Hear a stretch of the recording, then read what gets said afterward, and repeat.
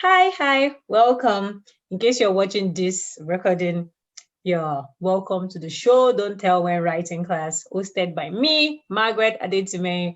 I'm a writer, author of multiple books, more to come in the future. And with me, they don't want to show their faces, but I have Elle there who is going to be talking about showing and not telling while writing, like romance or sex scenes, like intimate scenes. And then because I got a couple of questions for the registration where people were asking, oh, um how do I show intense scenes or crime, like action and paranormal scenes and stuff like that. Though I feel it's more of description. So that's what we're going to be covering today in the right place. And I also have Carrie, who is going to be using, I know she told me not to mention this, but I just have to. She's going to be using her script writing skills to talk about, she just disappeared again.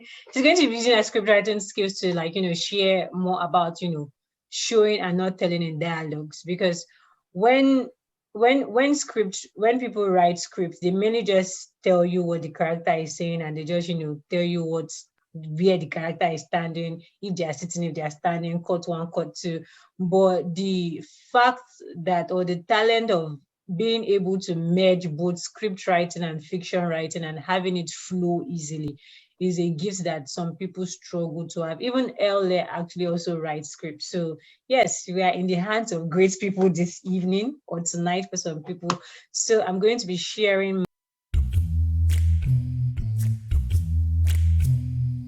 my screen, share my second screen. Can you see my screen? What can you see on it? I can see show, don't tell when writing. Oh, perfect. So welcome. So right now, I don't know who is on here or who is off here, but I believe you all are listening to me. So today's discussion, welcome. Yeah, Rosemary.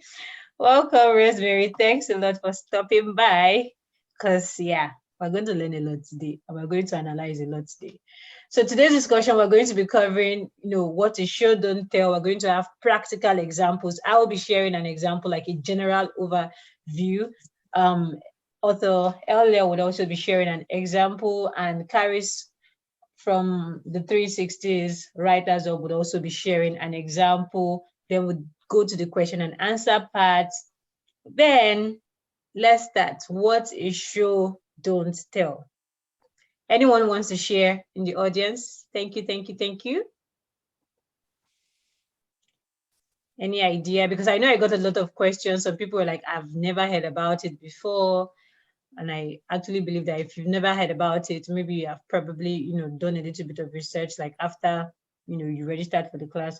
Or even if at all you haven't even done any research, like what do you think show, don't tell is? Show, don't tell is if I use the most overused sentence in the writing world, don't tell me the sun is shining. Tell me how it feels on your skin. And that actually is show and tell in a sentence. Explain to me, in another way, how the mosquito bit you. I don't want to know that you were bitten by a mosquito. Tell me what it feels like. Thank you very much. So in Lani's word, show, don't tell is actually, because Lani, that's Early, and I often have discussions about, the show, don't tell. And another definition is making use of your six senses to actually write. So I'll be going more into that. And basically what show, don't tell actually does, or what show, don't tell means, just like Lani has also said, is like you are explaining to a reader or a viewer or a listener, you are telling them a story in a way where they can actually engage with the story, where they can feel emotional, where they can feel passion like oozing out of the story, where they actually feel engaged, where when they imagine it, is like they just close their eyes and they're imagining it, and as they're reading the lines, they can actually see, they can feel, they can smell what they are reading. So it makes words come alive. Like when you show, instead of telling, like instead of saying, oh, the sun is shining, or like Lani said, instead of saying the moon is shining, show how the light is striking on the glass or something like that. It just gives you this very imaginative view of whatever that is happening. So that's why sometimes when people read some books and then they create the movie and the readers are like, nah, the movie is nonsense. Why? Because the writer was able to write it in such a way that when you imagine the scene, is way better than whatever the actors or the directors end up putting on the screen. So yeah, if you want to know a good writer, watch the movie and read their book, then determine which one you prefer most. If you actually prefer the book to the movie, that means the writer is very good. That's just my own, point of view. So yeah, next up, I'm just going to share a brief practical example of what show don't tell means. So now this is an example of telling. Telling is just saying, oh, today was a big day for her. She got up and arranged her bed, then opened the curtains. It was a sunny day. Please let it fit, she prayed. She walked to her closet to admire her dress. What do you think about this write-up? Someone, anybody? Is it bad? I can't see punctuation areas. Like, it looks okay. Anything wrong with it? What do you think? Moinat, what do you think about this? Oh, sorry. Ella, go ahead. I think it's fine. You think it's fine? Do you feel, do you know this person that is speaking right now? Like, do you know the character talking? Like, can you connect? Do you know what she's bringing that it fits or whatever? Like, what can you feel? Yeah, I feel a kind of domestic sense. Okay. Yes. Domestic. Okay. Like in her arranging her bed and opening her curtain, kind of thing. It's just a regular thing that we do every day. Okay. Can I? Thank you, Marina. Go ahead, Rosemary, please. Okay. The line is there. It's just there. It's just there. So we know she arranged her bed, but we don't know what kind of bed. Okay. To me, you can read the size of bed. Okay. And then she opens her curtain. We don't know the feel of that curtain. How, I think I read somewhere where somebody touched the curtain, and from the feel of the curtain, the person relaxes because the curtain is a satin or something like that. And then it's a sunny day. Being a sunny day, how does it make her feel? Does it make her smile? Does it make her look up? Something like that. And then she let it fit. So I think it's just there. There's nothing wrong with it generally, but if some things were added to it, it would have made it a little bit. There should be disconnectivity. Okay, thank you very much, Rosemary. So you even brought something to my notes that I didn't even think about when I was like writing and thinking of a perfect example that would actually, show like the idea of the like texture of the bed or the size. I mean, texture of the curtain or the size of the curtain. Moinat, your answer was also perfect. Like it's just, is there, it's telling us what she's doing. Basic early morning chore, like normal thing everybody will do. But now let's tune it up a little bit. Now look at the showing parts. Oh snap, I went too far. Look at the showing parts now. This telling parts read simple. It's like, it's just boring. Like I won't pick up this story to read it if this was the first page or even second page or 100th page of a book, because it does sound like the basic and normal thing everybody will do. But from the showing parts, it shows like, okay, she gave the blanket a final tug and turned to pull open the curtains. Warm rays of sunlight flooded the room, spreading light and hope. She clapped and spun around. Please let it fit. Her feet bounced off the plush carpeted floors to the walk-in closet that would put Julius to shame. She couldn't wait to try on the new dress. Emmanuel was going to be there. Now, from this scenario, what do you think about this character? Do you know if the character is wealthy or not? Do you have an idea of the type of room the character is staying in? Do you have an idea of what she's excited to do or why she's excited? Do you have an idea of like the personality of the character? Like what are the few things you can pick up from your though? Yeah, this is like a very brief example. We're going to get to the long part. So yeah, any suggestions, contributions, additions? What do you think?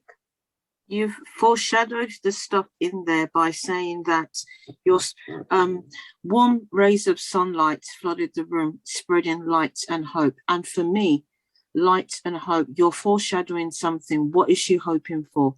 Let us see if that hope is fulfilled. Let's see if let's see what the darkness is in her life. So you've got that there. And we also know, we can tell now that that something, she couldn't wait to try on the new dress. You know, there's something about that dress that is quite important. Yeah. Okay. Yeah. Any other person, Moinat, do you have like a different view now that you have this, like this other side, instead of telling it this way but showing it this way? Do you have a different view to the story now? Definitely. From I can see that she probably has a playful personality, from clapping and spinning around the room. And I could tell that she was looking forward to seeing Emmanuel in the last sentence.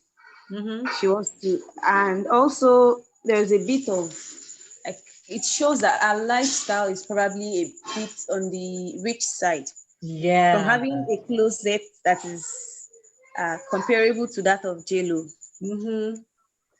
So that's it. Yeah, that's a nice observation.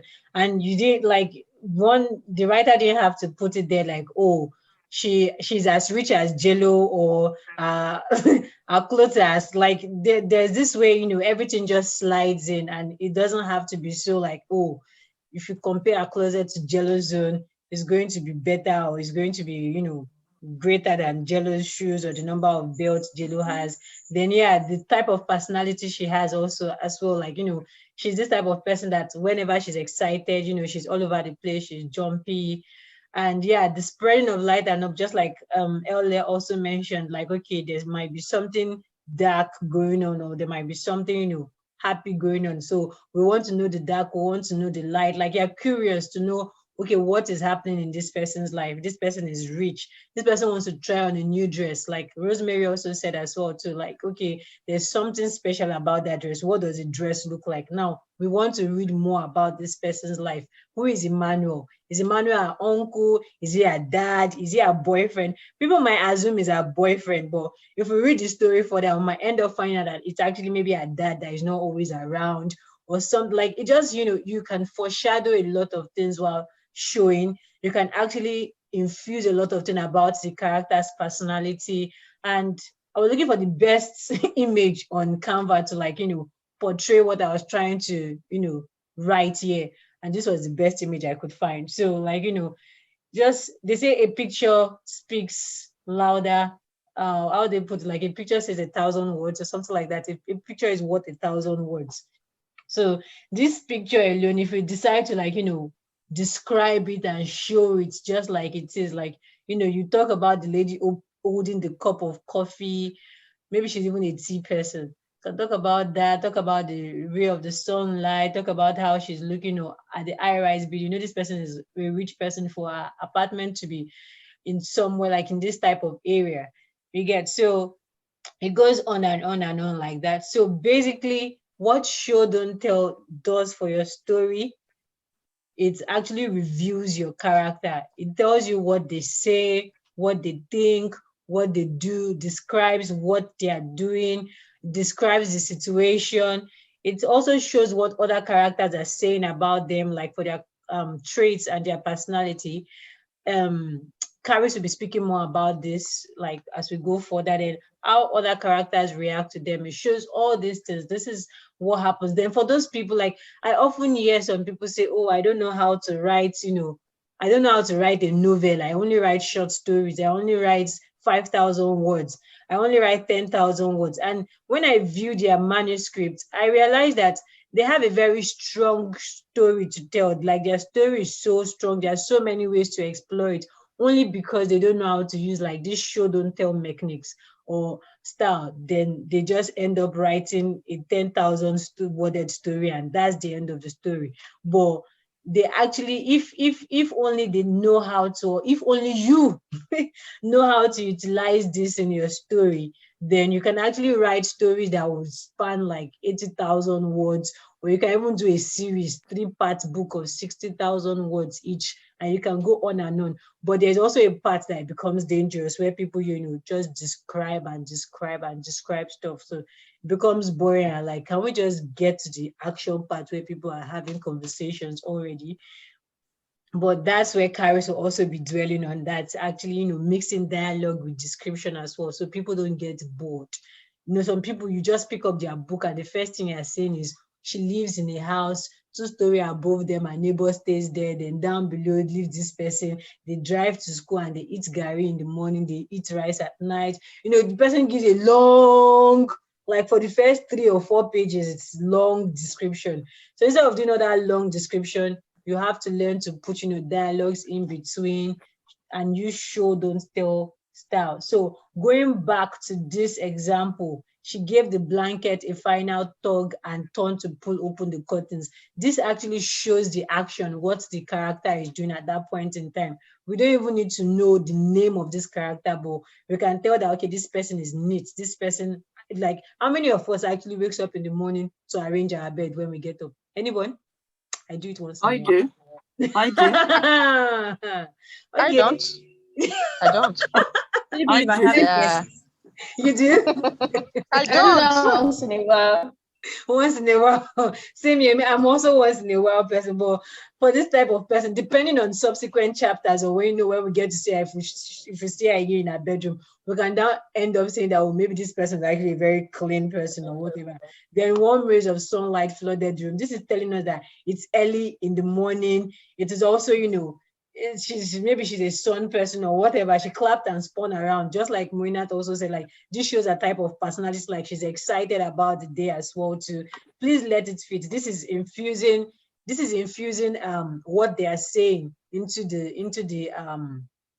the story. Then her feet bounced off the plush carpeted floors. This is describing, like, their environment, their scene, and at the same time it's also showing who the character is. Like, oh, this person is actually either rich or is staying, maybe is working in closet. She's not staying in an hotel, but she's rich. She has like a closet that is, so big and so filled up with stuff. Then she couldn't wait to try on the new dress. This is like, what is exciting her or whatever. And Emmanuel was going to be there. And like, there are so many sides to explore. This alone, you can use this to write a full length, like maybe 25K words, just just sitting on this part alone. But then, so I don't sleep too much on it, I'm going to be inviting LA right now to like describe showing an act. So what I just did was showing, I just showed a character. Like, okay, we found out that she's rich, she lives in this type of place, she's excited, she's this personality. So now LA is going to teach us how to show an act, of which when Elia was trying to give me what she wanted to work with, it was like going so long, because when you are showing, you get to, take your time. And I was like, what, we'll continue this in class. And disclaimer alert, please, if you don't like, sensitive talk that is related to sex, you can, I don't know, mute us or leave the meeting for now, then come back maybe in the next 10 minutes. But she's going to be using like a sexual act to show us how to show an act. Okay, Ella, take over. Hi, good evening, everyone. I'm trying to put my sexy voice on as well.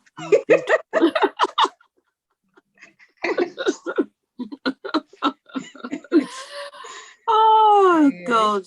Anyway, right, back to business. This is serious stuff, because we all want to be able to know how to show and tell. And once you take this away, you can apply it to anything. That's what I say. Right, so telling. One glance at Anna rendered Remy speechless, unable to resist her. Even at this stage, Margaret, you've actually put some showing in here already. Yeah. If I wanted to start with this, if we were going to tell, Remy looked at Anna and he wanted to pull her onto the bed and have sex with her. Mm-hmm. So that would have been telling. We would have read that, and we would have like even maybe got to page 200 before we realized that something happened there. And as a reader, would that interest you? No. So, and if you're writing romance, or even thrillers, or even something, because most books, we always have a subplot. So, you know, whatever the subplot is, you always try to put something in there. So if we were then going to start, so at one glance, Anna rendered Remy speechless. So what did he see? So if we look at the senses, you've got sight, you've got smell, you've got taste, you can hear things, and you can feel things. I can't remember what the sixth sense is. Does anybody remember? I think you can feel things, you know, your intuition. Intuition is your sixth. Yeah. So anyway, so if we're going to look, so one glance at Anna rendered Remy speechless. Unable to resist her, he pulled her onto the bed and had sex with her. Now, I didn't realize that Emmanuel, the person with the male name on this was actually Rosemary. Rosemary, would you enjoy this if you saw that first telling in a book? No, it's everything is happening one bump here. It's kind of fast, kind of, I can't connect with it. I can't feel it. Okay. It's a no for me. Exactly. And, you know, Rosemary is one of our esteemed romance writers, and, you know, her stuff is quite hot as well. So definitely, if Rosemary says that that telling thing does nothing to her, believe me, it's going to do nothing to anybody. So we then go into how we then try and show this, this thing. So Remy wrapped his arms around Anna. And this is actually me trying to, with Margaret, trying to be as brief as possible. So he wrapped his arms around her so he could feel her. You know, what does she feel like? The touch of her skin against his. Her vanilla scent assaulted his nose as he ran a finger down her cheek. So you can see we're building intimacy here. Yeah. Yep. So we've got our sense of touch. We've put in our sense of smell. Her skin glistened against the white fabric of her lingerie. So he's actually seeing. Yeah. So he's actually noticing what is happening. Most probably she moisturized the skin with marula oil. And you know what marula oil does? So actually I've got marula oil on my desk. It's always next to me on my desk now. So, you know, her skin was glistening against the white fabric. So he could see that. The lace so sheer, he could see the outline of her nipples. So you see, he's actually watching. He's taking everything in. We're building the scenario. We're building everything. And he's using his sight. He looked down and saw her stomach heaving, her waist undulating, eager to have him inside her. She whispered, Remy, please come closer. I want to feel you. Now, if you compare that to the telling, aren't you going to be like flipping through the pages to say, oh my God, what is happening here? I want more, I want more, I want more. And all that we're trying to do as writers is think about how you use your senses, your, touch, smell, taste, and, feel, and all of that. And I think that is what will help you bring your writing to life. Because when it comes to certain works, even you can use it in a thriller, because, for instance, the bomb went off. The smoke hit my nose and my nose felt as if it was burning. The acrid smell, the taste of that horrible burning sensation, I could feel it down my throat. My eyes were stinging from the smoke that was assaulting my eyes, and my ears were ringing because the bomb had gone off so close to me, I couldn't hear anything. So you see, I've gone away from being, writing about an intimate act to a bomb going off. So you see how we use those senses. I'm just, yeah. Okay, thank you very much, Ale, for sharing your insight and your skills here. We really appreciate that. So next on, we're going to be having Caris. She's going to be showing and telling through dialogues, which is very important because you don't want to write a boring story. And you don't want to write a story that is not boring, but it just drags on and on and on. There's no action going on. But before Carrie's continues, before this class started, I actually shared a Google Drive document. So if you want to check your email, you'll find it. What is it titled? I think sample class or something like that. But how to show, don't tell, it's in your email. If you can just please quickly open that up so that we can also, it's going to be practical. And while Karis is going through it, you also, go through it yourself, and you also, test your skill. I know this is like a crash course, but there's nothing, you can't learn within 2 minutes that you you won't get better at if you keep on practicing. Then also someone asked a question like, oh, how do I write, like action scenes? How do I write paranormal and all that? The secret behind writing like tension in dialogues, which there's actually tension in this dialogue, you're going to see a lot. And Karis will actually do justice to that, is to actually write shorter sentences, also write shorter dialogues, because when people are angry, they rarely tend to say a whole lot. They mainly say, just clipped sentences. So shorter sentences, shorter dialogues, and also in general, when writing, if you really want to be good at showing and not telling, you need to learn new words. And you need to learn descriptive words that are not saying, oh, a very big house. Instead of saying a very big house, you say maybe a gigantic house. So when people read gigantic, they are very like, wow, gigantic. But that being said, Karis, are you ready? Yes, I am. Okay, off we go. Boom. Hi guys, good evening. My name is Karis, and I'm going to be running us through how to show. Can anybody hear me? Yes, I can. Yes, I can. Okay, I can. so I'm going to be running us through how to show and not tell using dialogue.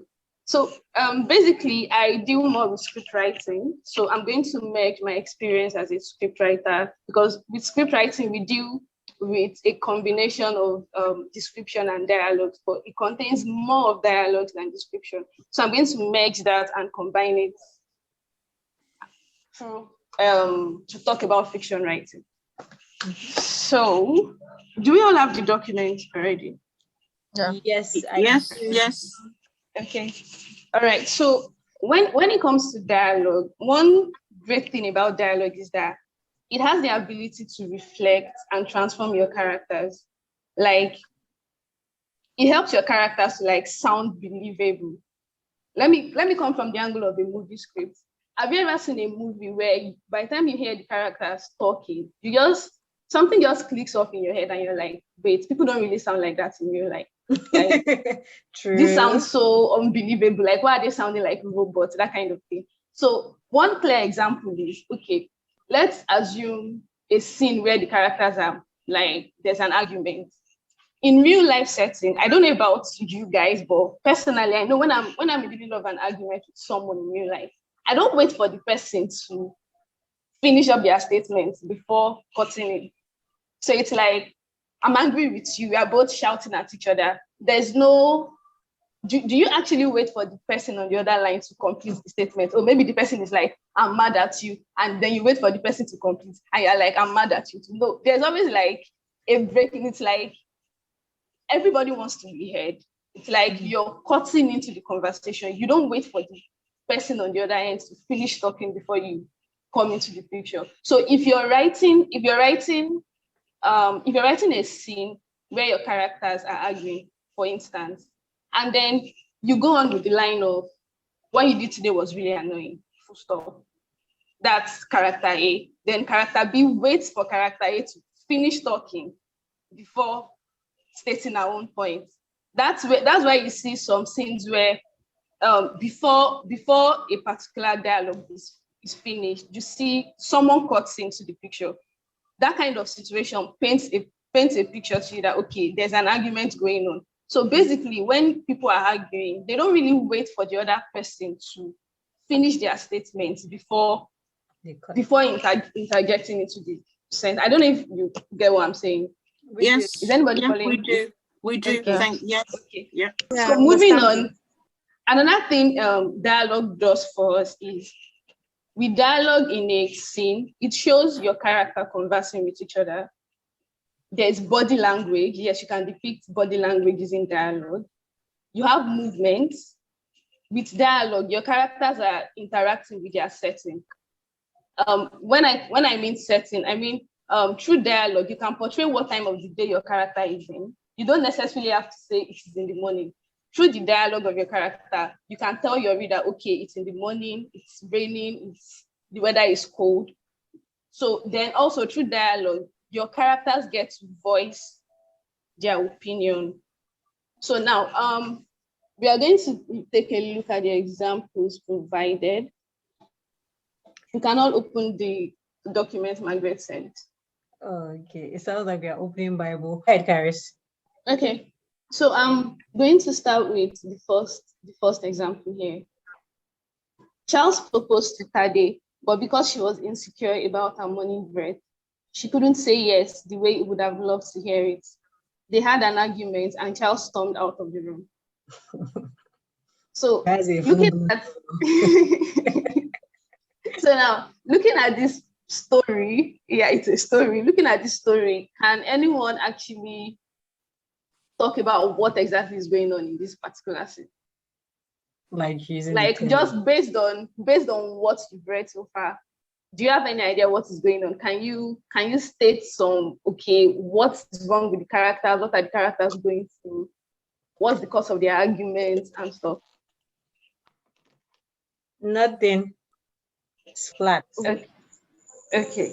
So now using this same example, we would move to the next example. It's still the same story, but what I did here was I included dialogue to actually show more of what is happening in the situation rather than telling. So it's a long read. So Margaret, I think you helped me out here. Okay. Should I show the document itself? Yeah, I think you should show the document itself. Okay, let me stop sharing this one then.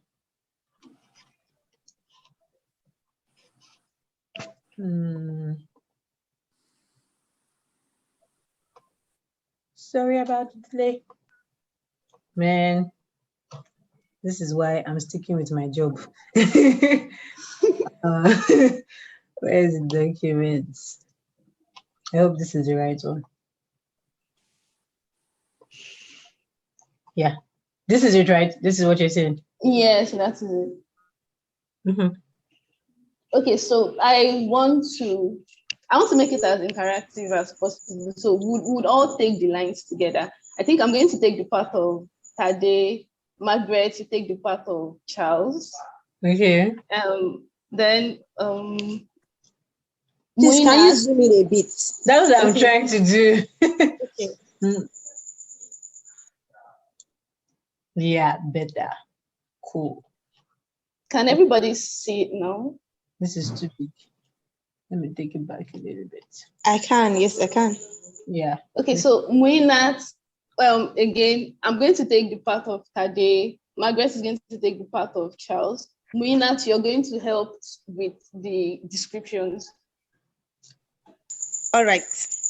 Yeah, I think that's okay. So why don't Adejoke take the part of Tade? Okay. Thank you. Sorry. Let me just check. Oh, I didn't even know there were more people. Sorry. Yeah. Okay, so Adejoke is going to take the part of Tade Kuka. Margaret, you take Charles. Muinas would read the descriptions. Is that cool? Oh, okay, I'll take Charles. Okay. Yeah. Okay, so let's start. Watching you wake up every morning like I'm doing right now is something I never want to miss out on. Tade Kuka, will you marry me? Tade opened her mouth to speak, but her voice betrayed her. Her eyes squinted of their own accord as the early morning sun rays hit them right through the window. The shooting pain had her covering her face tight with her already sweaty palms. She had always looked forward to this day, but never had she imagined it happening this way. If only Charles could hear the voices in her head screaming yes.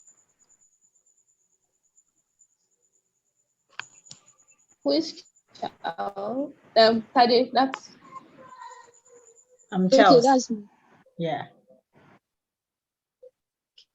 Yes, her voice betrayed her again. He leaned towards her, too close for comfort. You're impossible. He muttered. Okay, somebody's supposed to be taking the description. Muttered between clenched fists and gritted teeth, throwing punches in the air as he stepped away from her. I've always pictured your reaction in my head, and never for once did you being hesitant cross my mind. Teddy, now where are you? Okay. So I'm not proposing. I wasn't hesitant, babe. She scrambled Description. from her position to sit on the bed, the duvet still covering her. She needed to make him understand. You know, it takes a while for my eyes to adjust to the light, especially when I'm just waking up. Oh, And spare me the lies. He approached her, his fists clenching and unclenching. They've never taken so long to adjust. He let out a sigh, and his proud shoulders drooped a little as he set his pleading eyes on her. Why today of all days? Her silence had him muttering under his breath, but she could pick out his favorite profanity, damn it, as he turned away from her. she caught me off guard, and I was completely nervous, coupled with the pain. She shrugged. Let's not even mention my money breath. She tried to laugh, but it sounded odd in her ears, so she stopped. She didn't want him to feel like she didn't take him seriously. I see saving your morning breath is now more important than saying yes to my proposal. His back was turned to her. If only she could see his face, so she could know the right words to say. Her brow creased when she found the perfect excuse. Remember, you literally pushed me off the bed the last time I spoke to you right after waking up. Oh, please. I wasn't holding a ring in my hand then. Things were clearly getting out of hand, and someone had to do something really fast. Pulling the duvet around her naked body, Tade stood to meet him across the room, far enough to save him the bad breath, but close enough to show how much that moment meant to her. I love you, Charles. No lie. And if you... I love you, Charles. And a future with you is something I've always looked forward to. Yes, I'll marry you. Without batting a lead, eyes bloodshot and a void of emotions, Charles took a long stride towards her, grabbing her by her frail shoulders, his 7 feet tall self against her barely 5'7" frame. His mind was made up and there was no changing it. Those words would have meant the world to me if you had said them earlier. With that, he planted on her forehead, a kiss on her forehead before heading for the door. She knew what would make him change his mind, and now wasn't the time to let her religious belief get in the way. It was the last Saturday of the year, and her 10th wedding of the year as a bridesmaid. She might as well be damned if she attended any more weddings without an engagement ring on her finger. Charles. Okay, Charles. She whispered, almost choking on her words. The end. I'm enjoying this. Thanks for the dramatic. Oh my God. Thanks for the dramatic reading. Okay, so now compare example 2 to what we read in example 1. And I know nobody was able to give like a detailed explanation of what was happening in example 1, but I'm sure with the second example, we can all say a lot about number 1, the characters, number 2, their setting, the time of the day, the situation they were currently in. So yeah, let's have the conversation. Let's talk about what can you deduce from the dialogue so far? Like tell us something about, mention something you discovered about the character just by reading the second example. Okay, the number one most obvious thing about it is she has bad breath in the morning. Okay. Okay, apart from that, I know they live together as a couple. Yeah. Cohabit. There's a Yes. possibility, although there is also the possibility that he probably came over for a visit or she came over for a visit. Mm-hmm. Either of the two. Then Also, he has the impression that she's stalling by not responding on time, something like that. And she's Okay. making an excuse of her bad breath. Okay, let me give Can someone else. okay through the dialogue and the description, can anybody say exactly why she's stalled?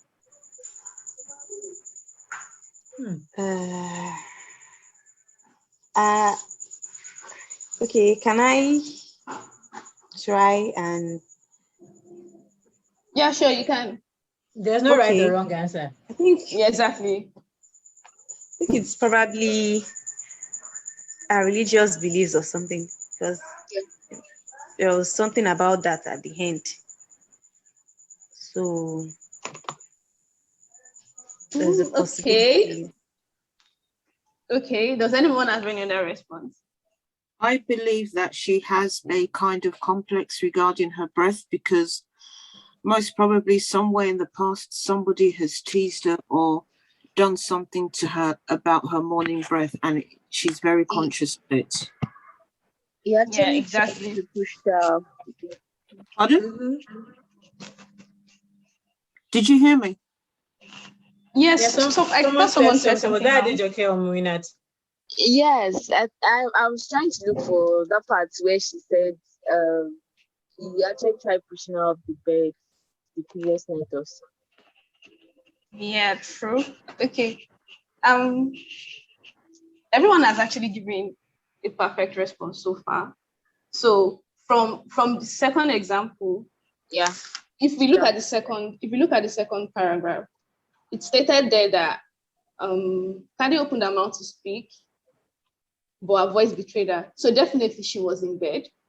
So this man was probably watching her sleeping, and the moment she tried to open her eyes, he proposed. So now her eyes squinted of their own accord as the early morning sun rays hit them right through the window.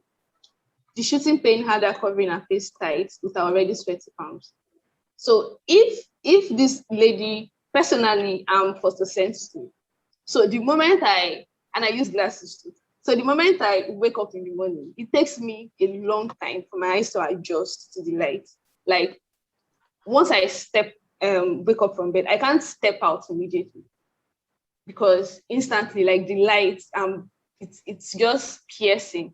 So this second paragraph states, her eyes squinted of their own accord as the early morning sun rays, depicting that this is someone that is probably photosensitive, which was why she covered her eyes. Because definitely the windows, the curtains were open. So now another reason she stalled was, like Leah mentioned, a bad breath. Because this is the same boyfriend that pushed her away from the bed because she tried talking to him the moment she woke up. So already with this second example, we can tell a lot about the situation. We can tell it's in the morning. We can tell Tade has bad breath. We can tell Charles has an issue with a bad breath. We can tell she's photosensitive. So we can practically tell a lot about I the also characters. sorry for cutting you in. I Right. also think she had already like envisioned their proposal because this line said she had always looked forward to this, but never had she imagined happening this way. So she was not expecting him to propose to her early in the morning when she's waking up.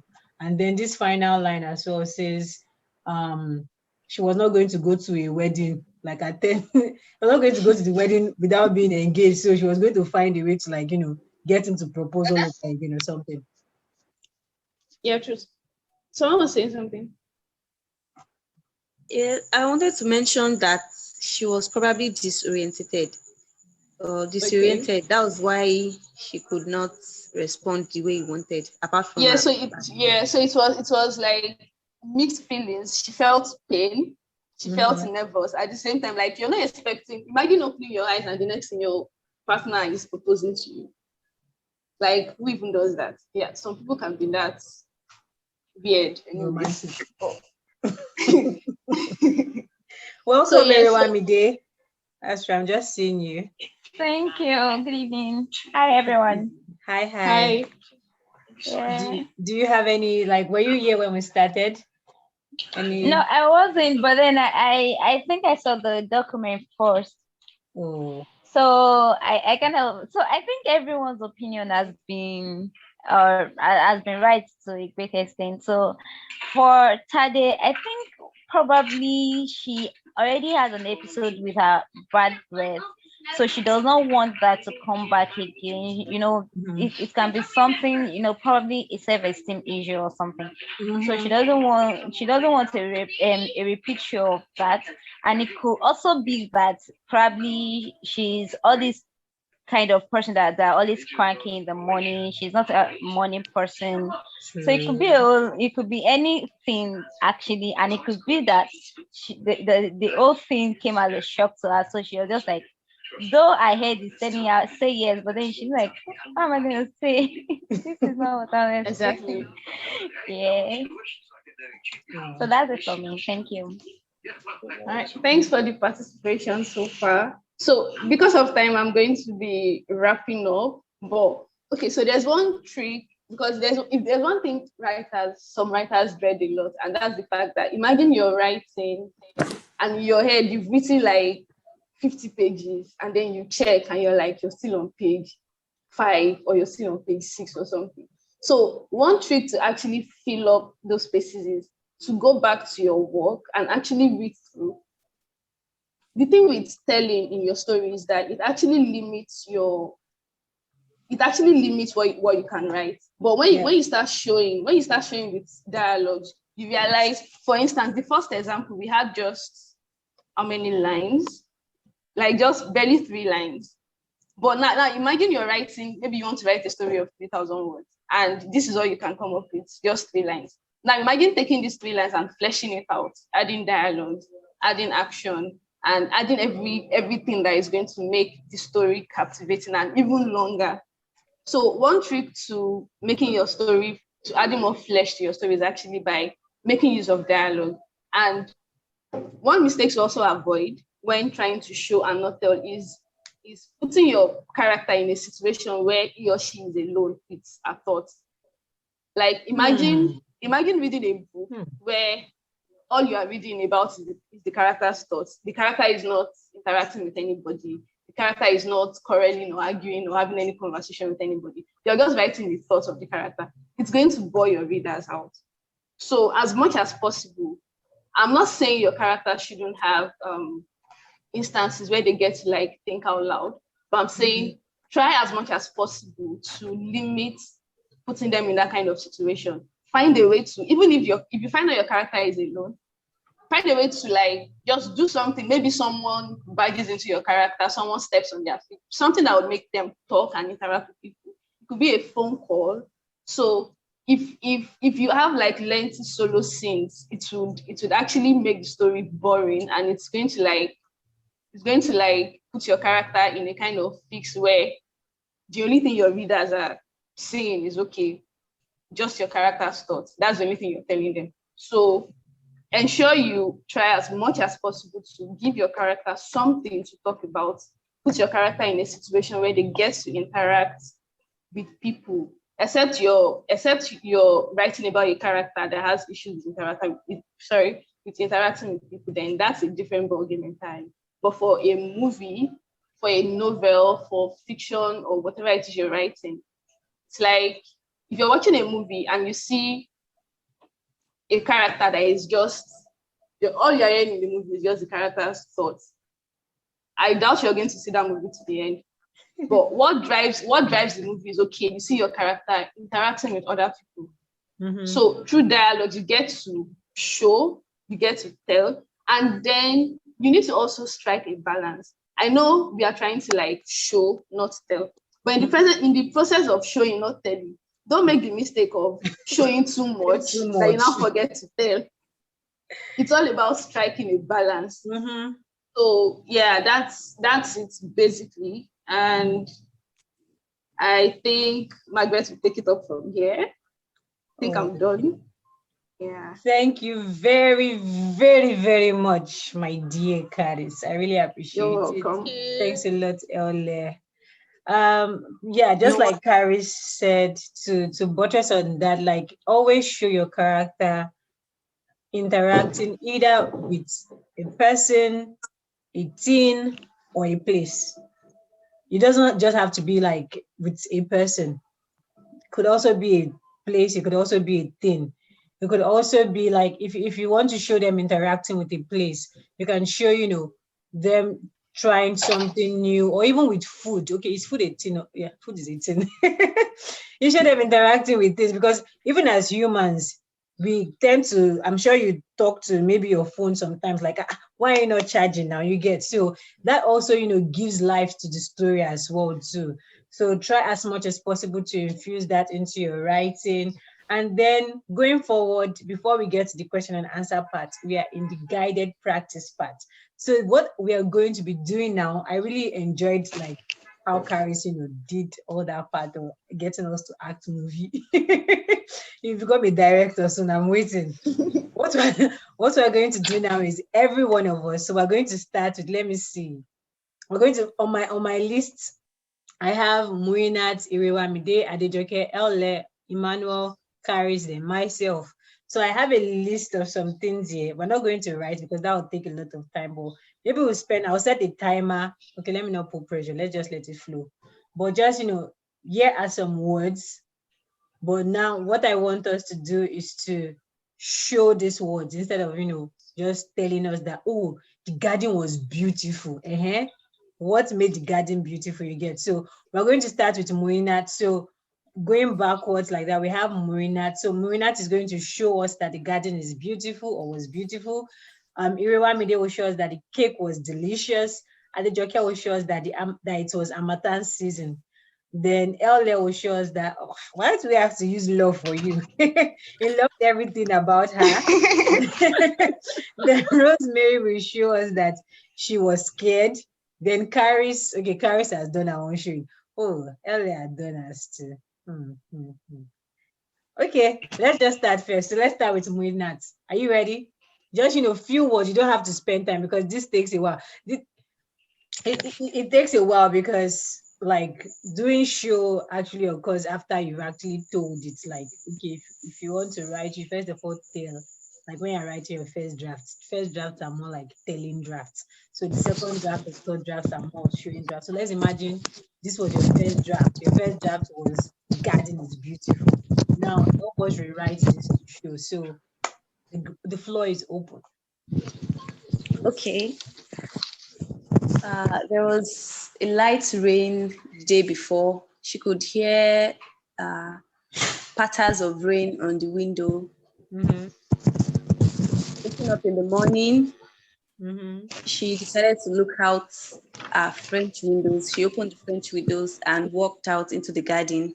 There were raindrops on the roses and dandelions in the garden. It was glittering in the early morning sun. I should stop there. Nice one. What got me was the glittering in the early morning sun. Like that's where people kill it when they are showing. I know this is like a crash course, but let me just try to give few editing tips. So that part now where you said, I understand like the initial part before we got to the garden. You were like building till we enter into the garden. So let's just ignore those parts. But for that glittering part, I would say some people tend to, or some writers tend to describe words with the wrong words. Like you can't say flowers are glittering. I don't know right now. I don't know what word, because I think what you're trying to say is, when the dew falls on a flower or a plant, it has this, round like drops or whatever. And when the sun strikes it, it looks very pretty. So it's actually best not to use that word. Like glittering with plants. So maybe if you want to use glittering, use it more with dresses or other I materials. meant to say glistening. There's Okay, one word, glistening. glistening. Glistening, yes, there's a word called glistening. What would be nice would be the dewdrops glistened on the petals in the sunlight, creating an illusion of a rainbow on the Lani petals. killed me. Oh my. Oh boy. But yeah, that was a nice try, like off your head. That was a nice one. So next person is on my list is Rewamide, and that is the cake was delicious. Describe Okay. it. All right, I'll go. So, look, seeing the cake being placed on the table, Mhm. it thought, oh, what a nice cake. It looks good. Okay. But then, remembering the last episode she had with the cake, she told herself, should I judge this cake by its cover? You never can tell. All these cake designers that they will just do. All glitters are nothing. Remember, all that glitters and gold. Mhm. Well, I hope this won't be the case with this cake, because it will be so disappointing. Okay, can we get to cut the cake? The MC announced. Her throat was already dancing. She can't wait to have a bite. Then the cake was finally cut. Hallelujah, she said.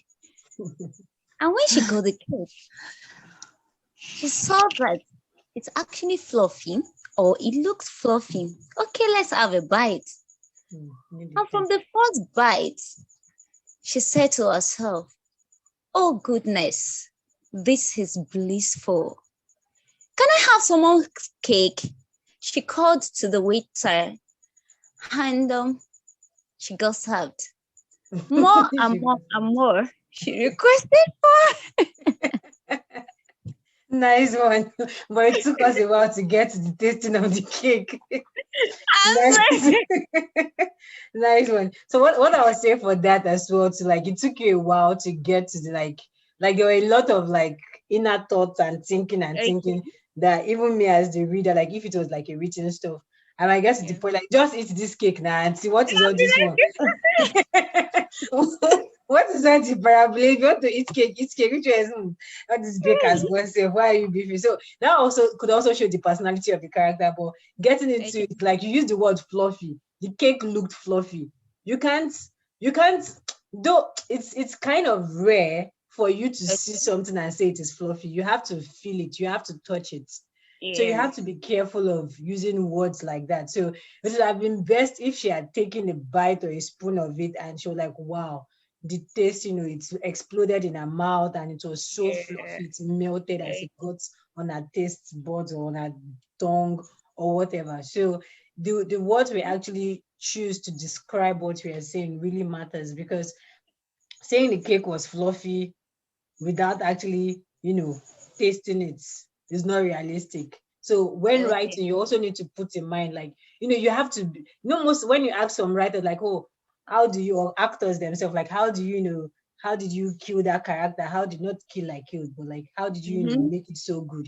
It's because they put themselves in the shoes of that character, like they're living that character's life. So if you want to write something like that, you have to imagine yourself, okay, before I taste a cake, okay, I'm lifting the spoon to my mouth, I sniff it, I smell it, or I'm just talking, I didn't like think about it, but I just put it in my mouth. But immediately I put it in my mouth, I stopped talking and I'm like, I screamed, this is so delicious. The taste was melting in my mouth, blah, blah, blah, blah, blah.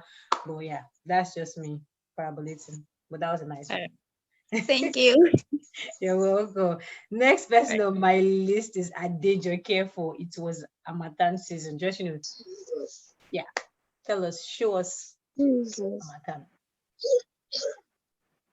Oh God. Okay, I'll try my best. Okay. Okay. Thinking of what to wear, she had already arranged her clothes, or arranged her stuff on the bed, and in the night she felt the breeze so different, so different and so cold, and our windows were not too closed, and not knowing that the times has changed, she decided to not bother about that and slept back. And very early in the morning, she opened her door and found out that the season had changed and had to change her dress. Nice one. Nice one. I have a lot to say for that one, dude. Okay. Yeah, because it doesn't sound realistic. How would you just open your door, your window, and you notice that the season has changed just like that?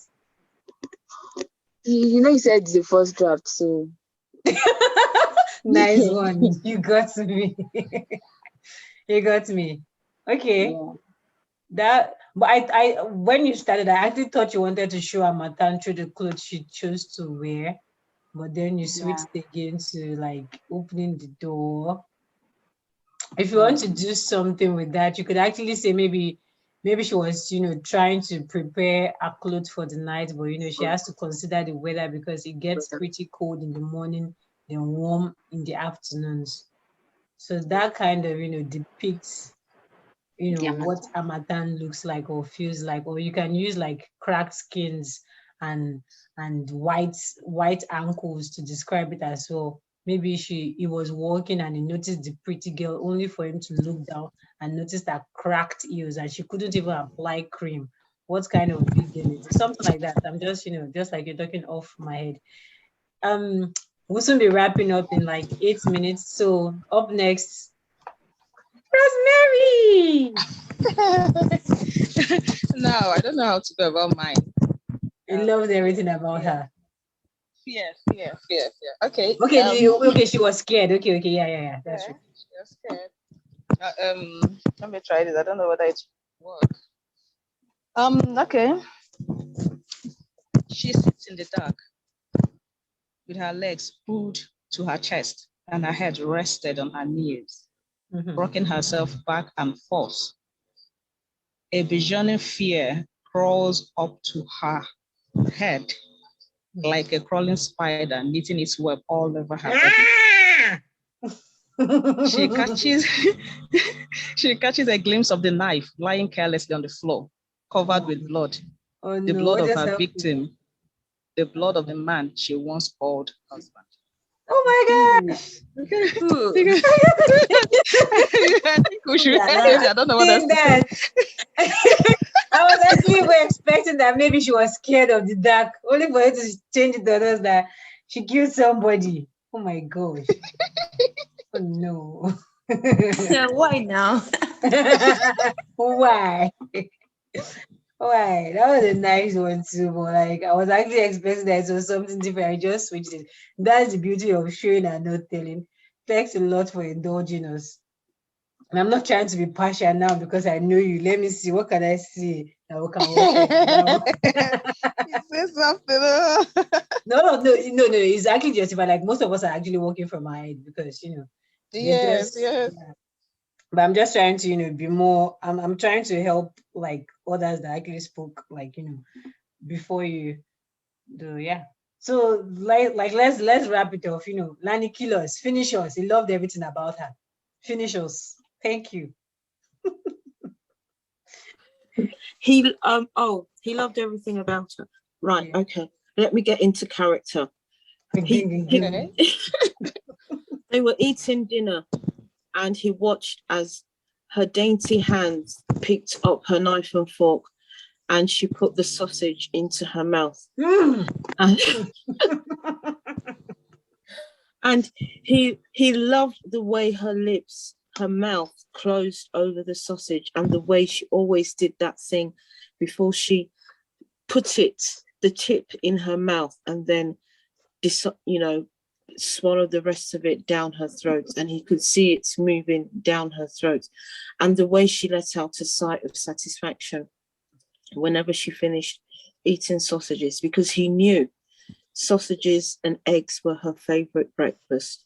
And so he made sure that he always made it for her so that he could just see and hear, so that he could hear that moan escape from her lips and the way her lips closed over the sausage every morning. And I'm done. Oh, come on. Come on. Sausages and eggs? Oh, my goodness. I never think of sausages the same way. I'm telling you. As in, it's like you read my mind.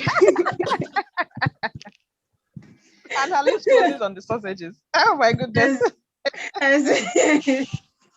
It's all good. So we have less than 4 minutes left. So thanks a lot for participating today. I really appreciate it. This is like one of my fun and most favorite class ever in my history of like studying and learning and teaching with people.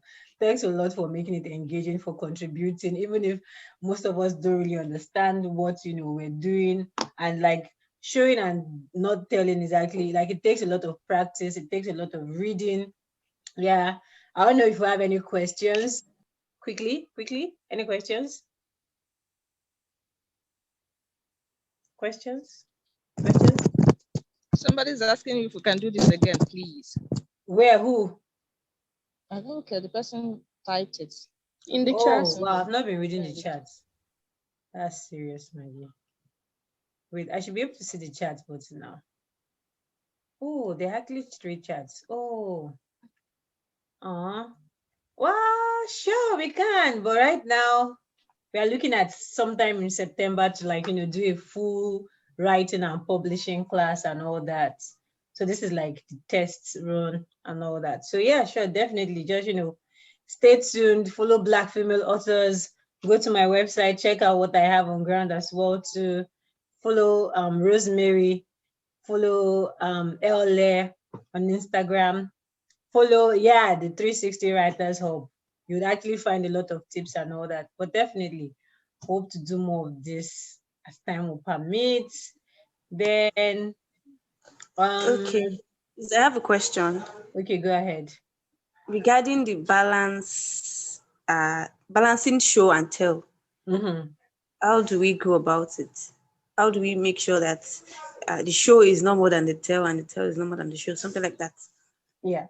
So generally speaking, from experience, I believe to balance show and not telling, one is to read a lot of books, good books, to read a lot of books you want to write. Like some people will come out and tell you that, oh, write what you want to read, blah, blah, blah, blah, blah. But there's always something similar to what you're writing. So find a story, look for reviews on Goodreads or wherever. Find a book that is similar to what you want to write. Read it, or read bestsellers. Some books, not all bestsellers are actually good or great, but read some books that actually speak to you.